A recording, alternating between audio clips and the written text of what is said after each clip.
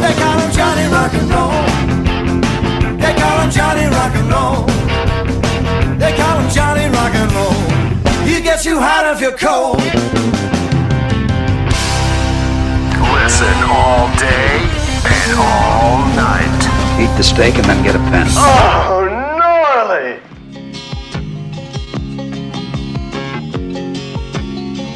Just a good old voice, never meaning no harm.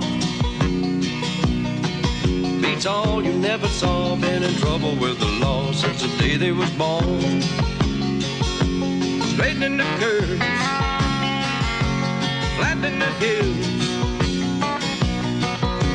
Someday the mountain might get them, but the law never will.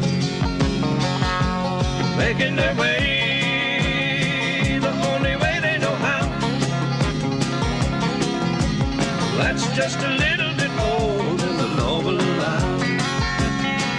Just a good old voice, they wouldn't change if they could. Fighting the system like a true modern day Robin Hood. Hey everybody out there in Radio Land, this your buddy Johnny Rock, and you're digging the worldwide Johnny Rock and Roll radio show. As you know, we just love having special guests here on the show, and right here, right now, we have two very special guests. From the classic TV series Dukes of Hazzard, we have one of the Duke boys in person, Jeb Duke, also known around the world as Chris Hensel. We also have actress Christina Marie Young, affectionately known around the world as Daisy 2. Welcome to Johnny Rock and Roll Radio, guys. Hey, thanks for having us. Yeah. Yeah, it's a pleasure. It's a pleasure. But before we get started, about what the show is going to be all about, Chris, tell us. So you was a Dukes of Hazzard fan growing up, of course, and Oh, yeah. I say of course because it seems like everybody I talked to was. How did it come about for you to become a Duke boy? Well, we used to watch back in the day TV as a family, so we loved the family shows. And Friday nights was Dukes of Hazzard, and we used to watch it as a family. And then I was in New York performing, and a friend of mine and I are watching it one night, late night, and believe it or not, it was at jazz dance class. I was studying just jazz for movement. I was a football player. I'm not a dancer, but I was a singer before I lost my voice. So we were watching that, and I said, "Boy, you know what? That would be a dream come true to be on a show like that." And then the next year, I went to LA, and God willing, I got on it through a bunch of different, just phenomenal circumstances, and I got on the show. Right on, and that opened the door for you. I remember watching the kids' superpower hour with Shazam. Yeah, Shazam was one of my. I used to love Shazam. I remember even putting on a little towel. I wasn't Superman. I was Shazam because I just like to dance. Yeah. And I would put the towel around my neck and tie the thing there, and I'd be running through the house, And then my little brother would pop over. I'm Batman. Pat me on the head, Pow. But so that opened the door for that. Yeah. Tell us about that. Well, I loved the cartoons and stuff, and then even the Dukes was, turned into a cartoon. But I was Captain California, the leader of Hero High, high school for special people that could do special things. And what happened was it was half live, half cartoon, and we did 13 episodes, and then they repeated. And then I got lucky enough to sing a song, bubblegum song after every show. And I also sang the theme song. So that was just a blast, for an hour on Saturday mornings. And then I hate to say this because I don't really hate anybody, but I hate the Smurfs because the little blue things, our show was an hour and we were promised another couple of seasons, and their show took ours over. They knocked us out of place, and then they went on for an hour and a half, and they became famous. And I don't like those little blue things. So. Yeah, right. Yeah. Well, how cool must it have been to walk around California as Captain California? Hey, I had the blue suit, the red cape, and people. It was really cool because back then in 81, 82, they would stop on Hollywood Boulevard. I was walking because, you know, I had long blonde hair back then. And they'd stop by and jump out of their car from Nebraska or Oklahoma and say, Captain California, you know, and I was like, whoa, you know, it was pretty wild. It was pretty awesome. Yeah, well, at least you're not out on Sunset Boulevard still in the suit, you know, with a little box in front of you, you know. Being a part of a classic TV show like Dukes of Hazzard, you know, you get to ride that wave forever.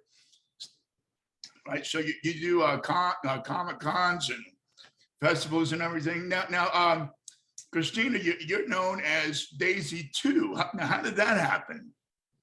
So my husband, Rob, he actually used to build parts for models, and Byron used to sell some things on eBay, and they actually met through eBay.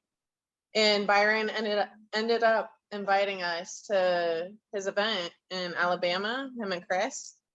And I thought it would be cool to dress as Daisy Duke. So I dressed up as her. I showed up there.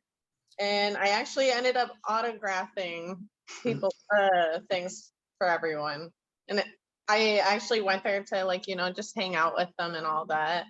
And then later on that evening, I rode in the parade in the General Lee with Byron. So it was pretty cool. And I've been very cool. Now, when you say your husband Robin sells parts for models, you mean the model cars? Yes, sir. Model General Lee's and a bunch of other ones. Yeah. Oh, cool. Mm-hmm. Well, you know, I had the honor of playing Spike Loomis in the movie Christmas Cards with John Schneider, and that was my character's job, was selling the little General Lee's. Well, they were cool. Bigger. That was what my role in the movie was, selling the models to John's character. So that's pretty cool. Me and Robert will have to get together. I'll have to, because I need some merchandise. Yeah. So y'all have a Dukes event coming up. When do y'all tell us about that? It's Hazzard Homecoming. That is on May 7th and 8th in Covington, Georgia. Covington, Georgia. Now that rings a bell. That doesn't Covington, Georgia have some kind of something to do with the Dukes of Hazzard? Well, it should ring a bell because in Covington, Georgia, Dukes of Hazzard, and I think it was 78, that's where they started the first 5 episodes, and they filmed the first 5 episodes. Then they moved to California because it became a hit right away. So they went and took it to LA. Right on. Okay. And y'all also, I heard y'all are doing a movie. Well, everybody that we go to these shows, you know, Christina and Byron and I, and sometimes, you know, we get a lot of other cast members from the Dukes and a lot of stunt guys. And the millions of people who still love the show because of the family faith-based shows, they want it back on TV, and they always say, do something. So finally we decided to write our own. It's not like a tribute, but it's the style. It's the country style. It's got a little moonshine, a lot of car chasing, a lot of, you know, pretty girls and good guys and bad guys. And it's called 2-Star General. And we just finished the script, and we're fundraising, and we're looking. It's going to take place in and around a racetrack with some stock cars, modified stock cars. So we're interviewing racetrack owners right around the Covington show, and then we're going to go to Florida and interview a few more, and we're trying to find the perfect spot. So we can't wait to put this out. Great. And so who do I send my headshot and resume to? Oh, Christina. Yeah, dude. Boy, he passed the buck real quick on that one, huh? Yeah, she'll just email her at Yeah. So you mentioned Bar and Cherry. So for you folks out there, I know when I promoted this earlier this week on Facebook Live, I mentioned that Bar and Cherry was going to join us, and I saw him this past weekend at John Schneider's event, Bo's Extravaganza. And he was supposed to fly out Monday from New Orleans, but Tony Boston, who y'all probably know Tony. Oh, wait, Tony was in the movie, and so is Byron. Okay, right on. Tom and George Shine Boys, yeah, we'll tell you about that, but go ahead. Yeah, I worked with both Tony and Byron in the movie Go Fishing, which is coming out this fall. Oh, yeah. Yeah. You know about you know Oh, about that. yeah. Well, so Tony took Byron to Bourbon Street, and when I saw that, I said, "Uh-oh, he's gonna miss his flight." Well, you know what happened? He missed his flight. But yeah, he's not feeling too good today. I heard, and I had to go get a COVID test. So I hope he doesn't. Certainly, hope he doesn't have COVID. But Yeah. so he's in the movie. Yeah, and I'm sorry. Go ahead. No, well, I write, Byron, starred in Salvage Art Shine Boys, and Christina was in it. We grabbed her because we had just met. And so we threw her in as an extra, and Rob. And now we have written this one for, Christina has a main character. I write a lot for Byron Cherry because he's just a great actor, and a lot of people can learn from him. And he's funny. I mean, when you see Salvage Art, you laugh. And this movie just is, it's just another continuation of Jeb Stewart Productions, where we write family faith-based movies, and we have a whole slew of them. And as soon as this one comes out, we can fund ourselves and just do as many great movies as we want. But we're keeping our family together. We built our family, and we're still looking for some more family. But we also finance it independently. So we're always looking for independent financiers who want to become a part of the Jeb Stewart Productions family. And this is just a typical good old boy, moonshine and card chasing, card jumping. We're gonna have so many stunts and some great country music, and it's just we're so happy with what we do. So we can't wait to get this one going. That sounds good. Moonshine, of course, is a family-based business. Yeah. Hey, my grandpa, well, my step grandpa actually went to prison for moonshine. He was Man. Yeah. from Mobile, Alabama. So, it's a family tradition there. Yes, it is. So how would people that would be interested in investing or joining the family get a hold of Jeb Stewart Productions? We'll get a hold of Christina, Rob Young, myself on Facebook, Chris Hensel Facebook. We have Salvage Art Shine Book Facebook, and then they can go to my website, which is Jeb Stewart Productions, JEBSTUART Productions. And then there's forms. They can fill out some forms, or they can just PM us, private message us on Facebook, and Christina or Rob Young and myself will get back to you, and we'll get you to. It's a top secret. The script is unbelievable, so it's top secret. You have to sign an NDA that you just won't discuss everything, and then we'll show you what we're doing. And we have a contest with for selling ads and all kinds of things, and then you can get yourself on a part. But the independent people who we're looking for have businesses that they want to promote. So not only, usually you have to pay out the nose for advertising. Well, if you become a part owner, if you come in and invest, you get your ads with, depending, how big your ad is or how long it runs on the movie, depending on your investment. That's all. But we spell it out for you privately. Yeah, and product placement, and of course, product placement.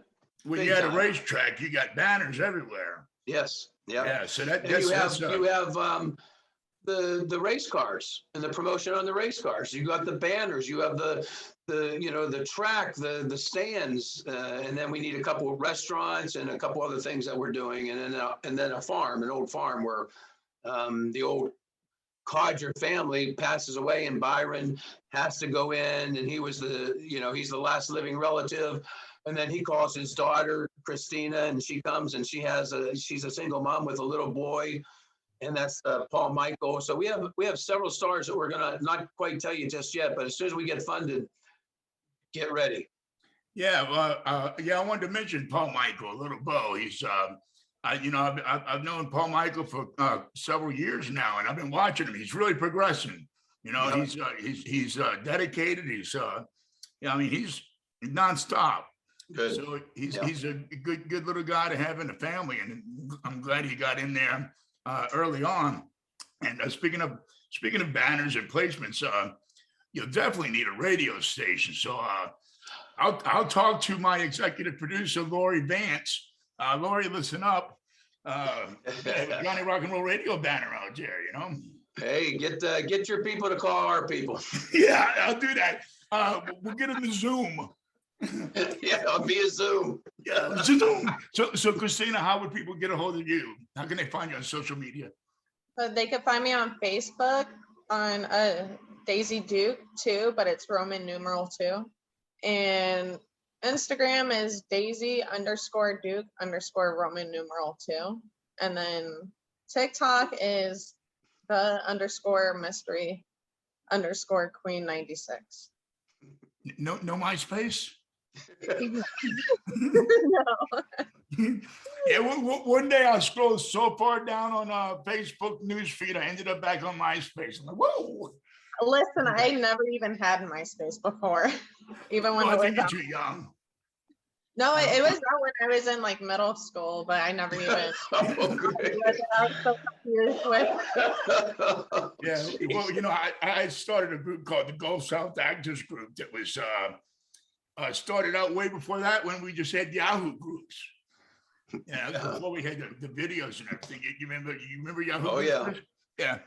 Yeah. So one more, John, tell us about Hazzard Homecoming. How can people get tickets?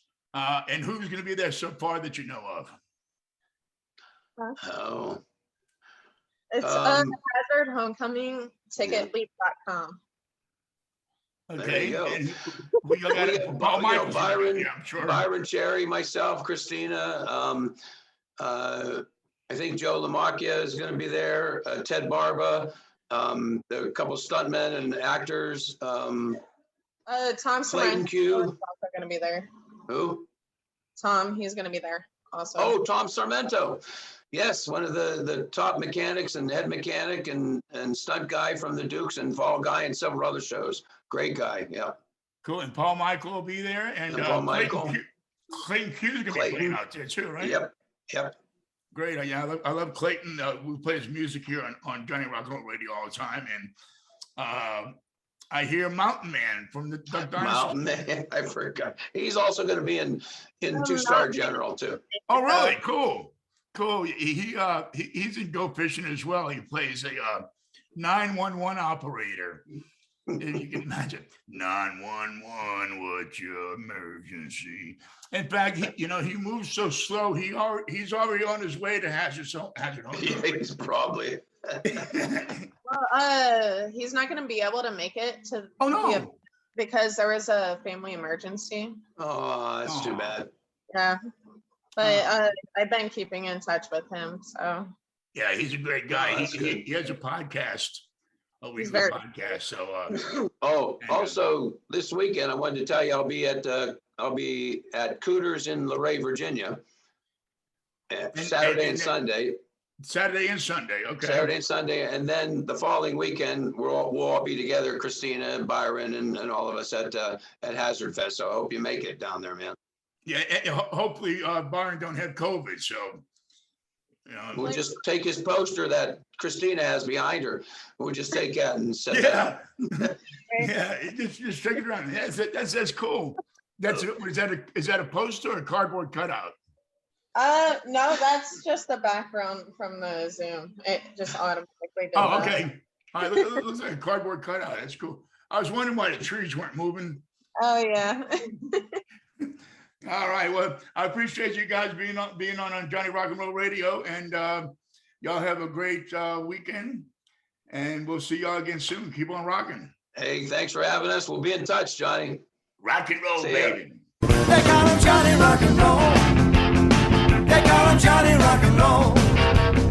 They call him Johnny Rock and Roll. He gets you hot if you're cold. Listen all day and all night. Eat the steak and then get a pen. Oh!